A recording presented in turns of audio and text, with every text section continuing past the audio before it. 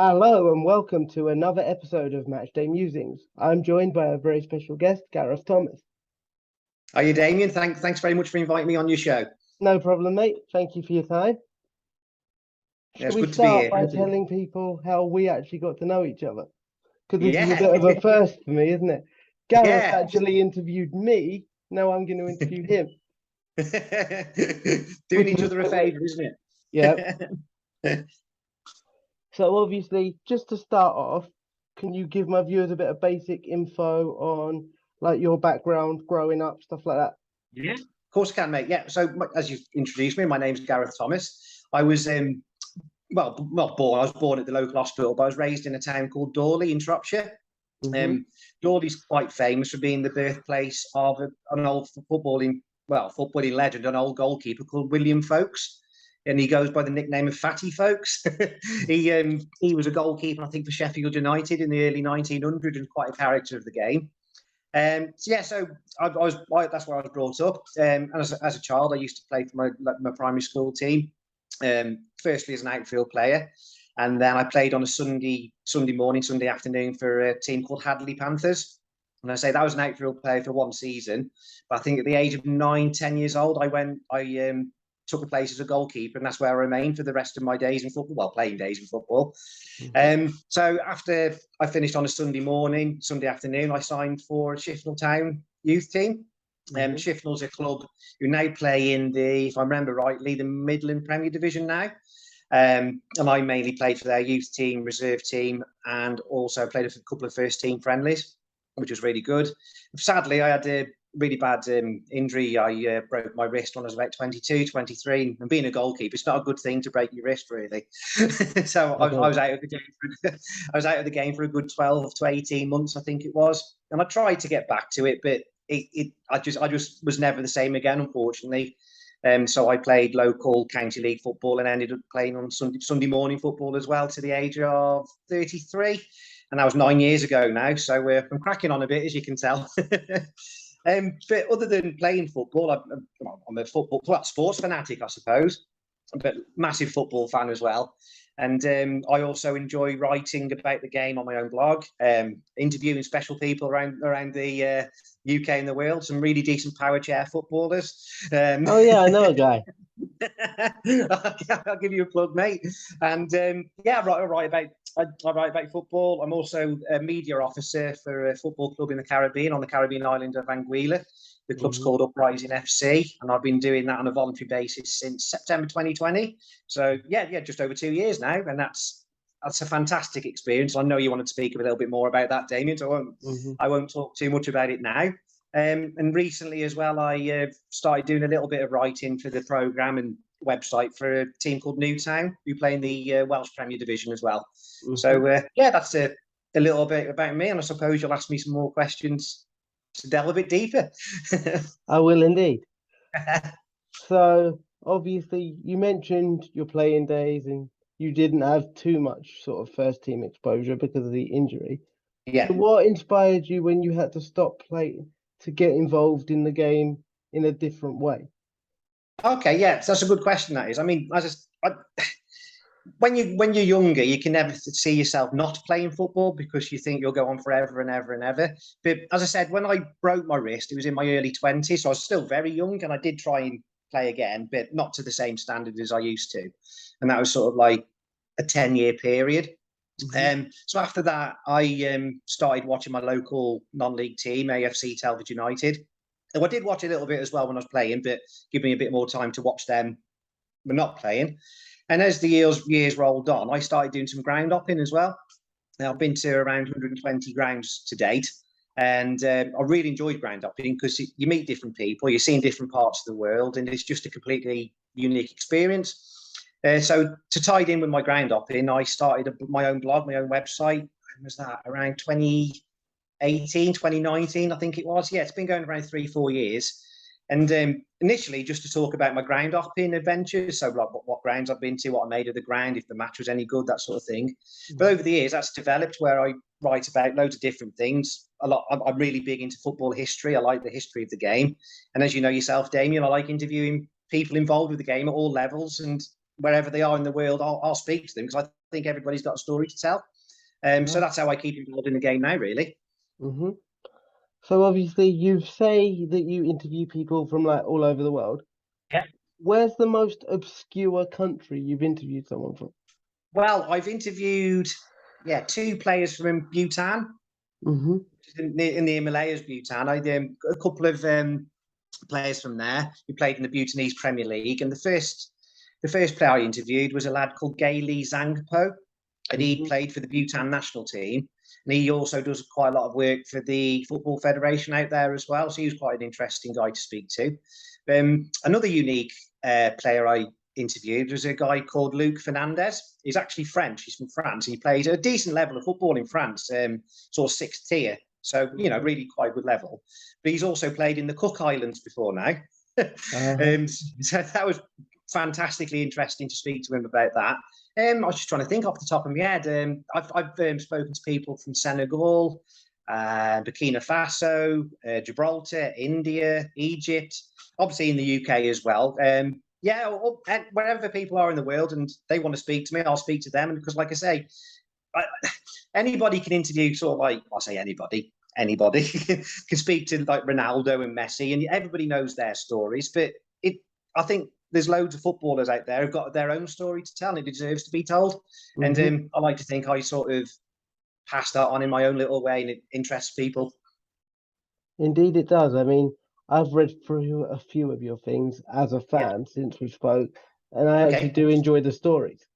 Great. That's really nice to know. Thank you. Mm-hmm. And just sort of briefly breaking away, for any viewers that don't know, what is the shirt you're wearing? There you go. So I love football shirts as well. So I can never pronounce this right. It's an Argentinian club called Gimnasia. Hang on, Club Athletic Gimnasia Juju. I think I've pronounced that right. And they're a team based in the Andes region of Argentina. So it's quite an obscure one. So obviously you say you like football shirts as well. Would you say you're a collector of football shirts? But I've got quite a small but growing collection. But my biggest passion, collecting-wise, with football is football programs. I've probably got around about 1,000 programs all over the house, which my wife's really pleased about. I'm sure, yeah. Everywhere. Pardon? I'm sure she is. Oh, absolutely. She's over the moon. And every time I get a delivery through the post, I was more programs. Where are they going to go? So football programs and books really is my biggest passion. I've got some really decent programs. I'm just trying to think off the top of my head. I've got sort of like England international ones from the mid to late 1950s. So, getting on in years now. I've got one from a team in, modern day Moldova, Zimbru. Have you ever heard of them? FC Zimbru? Probably again from Football Manager. Yeah, there you go. Yeah, Football Manager's brilliant for things like that. I've got there's all sorts of quite a lot of non-league programs. Yeah, I just love it. I don't know about you, Damien, but I prefer clubs to do the proper printed programs rather than online versions. Yeah, I mean, I'm a fan of that myself, obviously. Yeah. Because of liking the media, and also it's something to hold on to as a collector. Exactly, and it gives you a record of your day. In my opinion, you can always think back, oh, where was I on that date? And you look at the date of the program, and it brings back nice memories. Hopefully, or terrible, depending on who. Depending on the results. Yeah, absolutely. So, just to sort of move on to the next topic, would you like to talk about your club in the Caribbean? I'd love to talk about my club in the Caribbean. Yeah. I never tire about talking about them. So should I give a brief description about them? If you could, to start off with, that would be great. Okay, so the club's actually called Uprising FC, so Uprising Football Club, and they were founded in 2015, and they're based on the tiny Caribbean island of Anguilla. Where I say tiny because it is a tiny island. There's around 15,000 people that live there. And I think I'm right in saying it's only 3 miles wide at its widest point. So, you've just got to think it in those terms as to how small it is. I joined the club on a... Are you still there, Damien? Yep. Sorry, I thought we'd frozen, mate. Sorry. That's right. Okay, great. I joined the club 2020, and that was through my blogging, really. The club secretary had read some of my blogs, and he really liked what I did. and he invited me to join the club on a voluntary basis as media officer. Now, I've never been to Anguilla, but I do everything you would expect a media officer to do for any club in this country or around the world. So I interview players, I advertise matches on our social media. I can even watch the games because in Anguilla all the games are streamed live on YouTube with commentary as well. So I can even do my match reports, and if I miss something, you can obviously rewind it and recap over the game's events and things. It's an amazing experience. I think we're quite unique as a football club as well, because as well as me being in the UK, there's another lad who lives in the UK as well. He's our commercial officer, Louis Jones. He's a great lad. He's only 18 and he's a fantastic lad. Our secretary, I briefly mentioned, his name is Pascal, and he's from Germany. We've got a graphics designer in Argentina. we're a worldwide club, really, as well as obviously all the lads in Anguilla as well, on sort of like on the ground, if you like, with the day-to-day running the club as well. The league in Anguilla, last season there was 11 clubs. Obviously, we were one of them. I say when I talk about Anguilla, I say we a lot now. You see. So it's almost like my second country, my second home almost. There's also a ladies' league and quite newly introduced the under-17s league as well. So it's even though it's a small nation and they're always fighting, so it's an uphill battle for a small nation. They're always at the lower reaches of the FIFA rankings on a national level, but they really, really do try the best over there, and they do everything to the best of their ability. And I try and do everything I can to support my club, but I also have an interest in the national game as well over there. So that's just a little bit about us, really. So obviously, just to expand on those points, is there like a league pyramid over there, or is it just one league? Well, it's a little bit like the league in Gibraltar and San Marino. So it's just basically one tier, and all like San Marino and Gibraltar, all the games are played at one stadium, which is the Raymond E. Gishard Technical Centre, and that's in the capital, the Valley.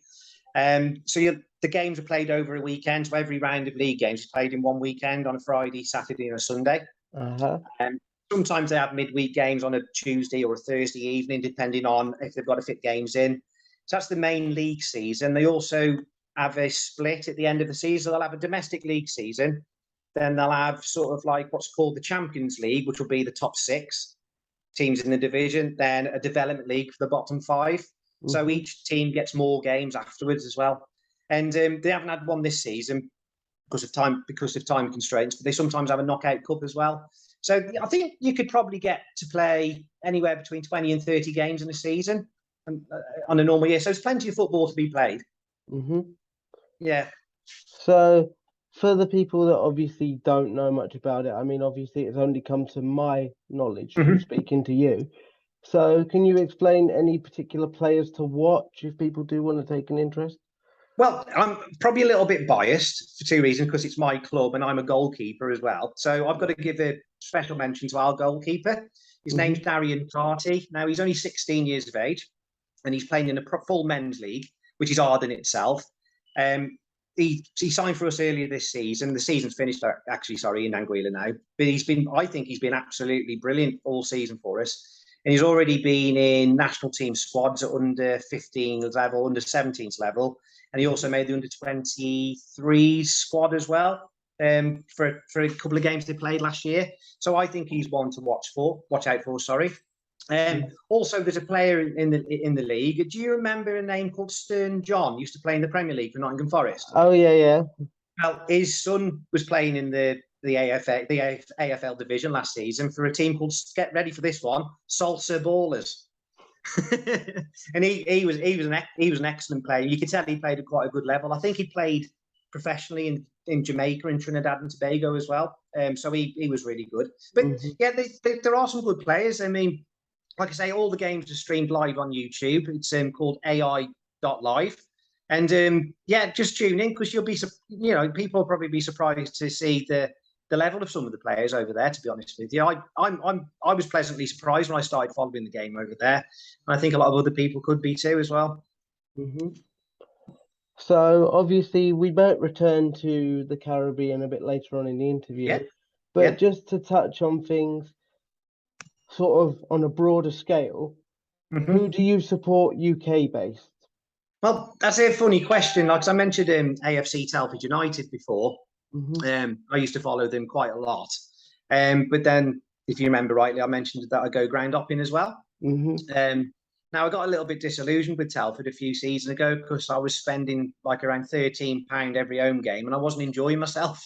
And I thought, what am I wasting my money at, to be honest? And, you know, the £13 doesn't sound a lot, but, you know, every home game, you know, it mounts up.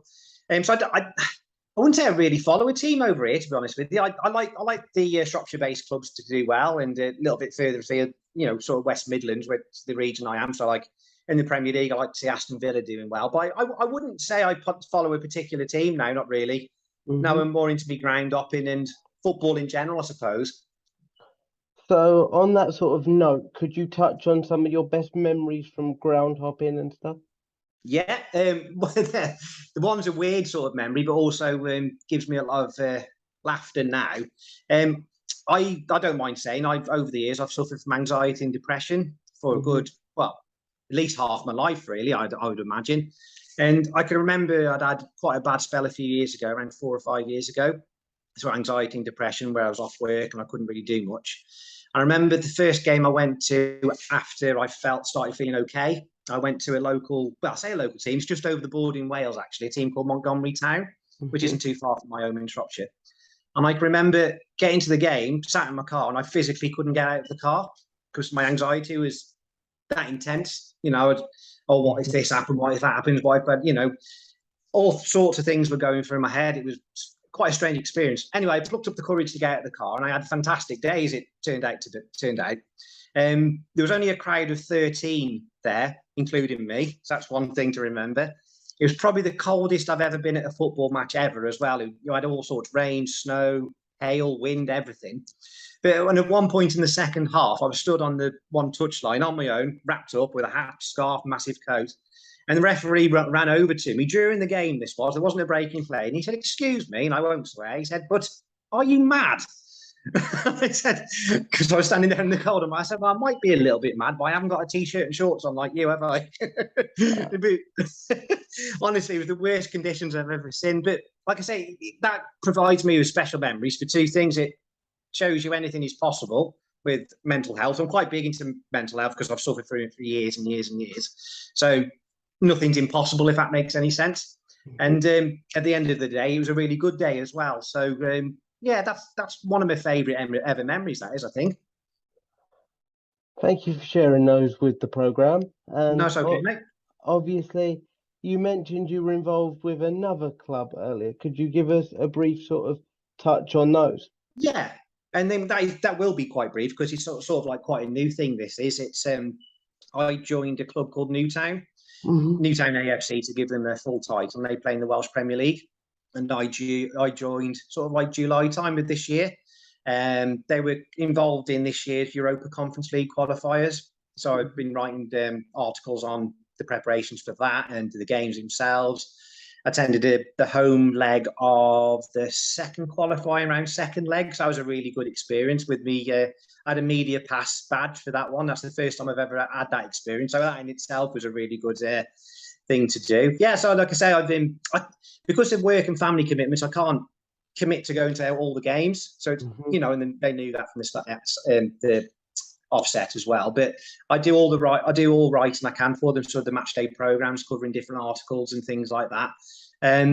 Yeah, it's like I say, it's quite brief really because I've only been with them sort of 3 months. But I've enjoyed what I've done so far. Is that something that again came about through your blogs and stuff? Yeah, in a way, I suppose it was because I did see there was advertising for somebody to work on their media team. I wrote off I sent the guy an email and what have you, and then he asked if I could send him some examples of my work, which I'd sent him some links to my blog. So yeah, in a roundabout way, it was through my writing on my blog, I think, as well. And just obviously going back to the blog for a minute, who would you say is the biggest name that you've interviewed, spoken to, whatever? Okay, and like I say, that's a really good question as well, because you probably realise now that I like speaking to lesser known names in the world game, if that makes any sense. So I think the guy who's probably gone on to the highest level is I mentioned Senegal before. There's a player from Senegal called Olivier Boissy. Mm-hmm. And he recently, well, I say recently, around 18 months ago, he signed for the French second-tier team, Grenoble. Mm-hmm. So he's doing well for himself. I remember interviewing an Argentinian guy called Christian Tonchev, who at the time when I interviewed him, he's playing in the Gibraltar Premier Division. But he started his career at Boca Juniors. Nice. When the likes of Riquelme were playing for Boca Juniors, and he said that was just an amazing time being involved with players like that. So, like I said, I've interviewed full internationals. Sorry, I spit the words out in a minute. Full national team players for Gibraltar, the Bhutanese player I mentioned earlier as well. Who else? There's a lad who's played for Egypt under 23s. So, as you know, I like the more obscure story. Sorry, because I find them the most interesting. I like to think my readers find it interesting as well. But that's really refreshing to hear. Yeah, I have. And this is going to be a sort of new thing that I'm going to ask my football-related guests to do. Okay. Could you tell the viewers your dream five-a-side team? Oh, wow. What a question. What, of all time? Yep. Okay. Right. You're right. You put me on the spot. Okay. Off the top of my head, in goal, I'd have obviously it's Russia now, but ex-Soviet Union international, Lev Yashin. I don't know if you've heard of him. Yeah, of course. Okay, yeah, you've heard of Lev Yashin. I'd have him in goal. I'll probably go for one defender. Oh, hang on. I'm going to go for a Salopian, Billy Wright. Ooh. So he played for Wolves in England, and he was born in Ironbridge in Shropshire. So I'll go for him at the back. Midfield, I've got to have Paul Gascoigne in my midfield. Just got to. Alongside Zidane. Yeah, I'll go with Zidane in midfield with Gaza. Striker.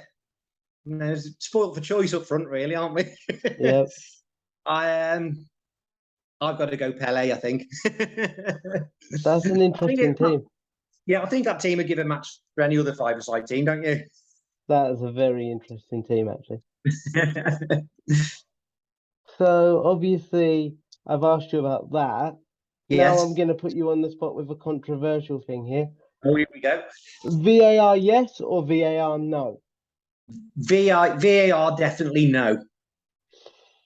For what reasons would you give for that? I just think the game's fine as it is, and you don't need to mess with it. To be honest with you, VAR's caused more trouble than what it's worth, and it's probably sort of like an old cliche, but what's better than moaning about a referee after the football with your mates down the pub? It's true. You can't do that anymore. You know, me as a Brighton fan, I'll agree with you about VAR after this weekend. Yeah, I saw the goals. He was offside. He was clearly offside. Linesman was right. It's fine.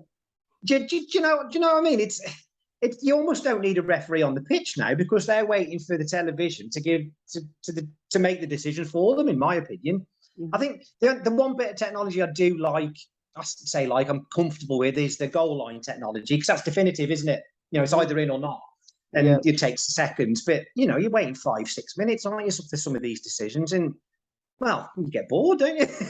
waiting for it. Exactly. Yeah. So just going back to the blog again. Okay. What's your future plans for the blog? Have you got anybody special coming up or any special editions? Well, I've obviously done your interview. I know it's easy to say because I'm on your podcast now, Damien. I really enjoyed interviewing you. Thank you. A, because you're a great lad, and I'm going to say it. And B, I didn't know anything about power chair football until I spoke to you, and I'm not ashamed. I'm not too embarrassed to say that. I didn't. So, but now I do. And I'd like to know more about it. So I was hoping you were going to put me in touch with some guys at the Power Chair Football Association. I can do that. Wheelchair Football Association. So I'd like to find out more about it. I'm working on a couple of interviews at the moment. There's one lad I'm talking to. He's actually in Estonia. He plays in the 4th tier of Estonian football. So I'm working on that at the moment. But yeah, I don't really plan ahead too much. I like interviewing different people from around the world, as you know, and then sometimes an idea will just come into my head. Oh, I want to write about that. And I'll start researching a subject and I'll start writing about it. And sometimes it's like a work in progress, really. And I find that sometimes when I get my most enjoyment from my articles from the articles I write. Mm-hmm. So yeah, I don't usually plan too far ahead with it, really. What about on the ground hopping side of things? Have you got a next ground planned that you want to visit, or? Yeah, I think I mentioned previously, because of family commitments and work commitments, I haven't been to many games this season, but I'm hoping to get back to going to games in a week or two. So that's really good. As you probably can tell from my blog and what we spoke about through our chats, I prefer the non-league game. So I like going to non-league grounds and the teams in Wales, because that's quite close to me where I live. My dream ground hopping adventure would be to go somewhere like the Faroe Islands. I mean, that's not a plan I've got in the immediate future or anything like that. But this, we've all seen pictures of the Faroe Islands, how scenic it is. And to go and watch a match over there would be unbelievable. I've always wanted to, obviously, I want to go to Anguilla to watch a game for obvious reasons. But getting back to this country, excuse me, I don't know. I've been to some lovely grounds, and a lot of people, some people criticise football grounds, but I'll never criticise a ground, because most of the grounds I go to, all the clubs are run by volunteers, and if people are giving up their spare time for the love of the club, and I think you should commend them for that. But yeah, you've stumped me, mate. You can probably tell because I'm rambling. No, I haven't got one that springs to mind that I really, really want to go to, but whatever comes my way, I'll enjoy, I think. I think that's the easiest answer. Obviously, just going back to Uprising, what would you say the 5-year sort of development plan for the club is? Okay, so when I joined, which was just over 2 years ago, the plan was to win the AFL division, so it's the AFL Men's Senior League. Season before last, we finished 4th, which was a really good achievement. Last season wasn't so good. We finished 7th, I think it was, in the end. So it's a little bit of a downward spiral, but we did lose a lot of players and, things like that. But we're really ambitious. I mentioned a lad called Louis Jones before. He was our commercial manager. Now, he's only 18, but he runs his own business. It's a family-run business called Surprise Shirts, which this came from. But I believe I'm aware of them. I've seen an advert or something you must online, have seen them on Twitter or something. Yeah, you must have done. Anyway, I met him from winning a competition run by Surprise Shirts, and they're Coventry City supporters. So I won this competition for me and my wife Jodie to join them in their hospitality box in Coventry City last season, which was brilliant. So we got talking, spoke to them about Uprising. They were really interested, and now they sponsor us.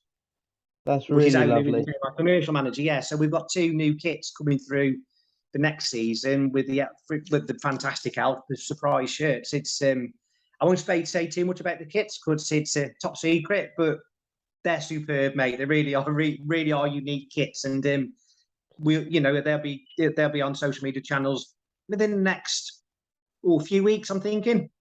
So people will get to see the kits, and there'll be an opportunity to buy them as well. So yeah, I know I'm plugging a lot here, but what a good opportunity it is to plug. And then, obviously, just to sort of summarize Uprising, you say it's easy to follow on YouTube. I'll put that link in my own description when I publish this. Yeah. But is there any sort of final message you'd like to give to people about non-league football, foreign football in general? Yeah, to me, especially non-league football, I know you're a Brighton fan, but you're from Brighton, aren't you? Yeah. That's right. So you follow your local club, right? Okay. So there's lots of people who say, I support so-and-so, and they'll never go to a football ground in their lives.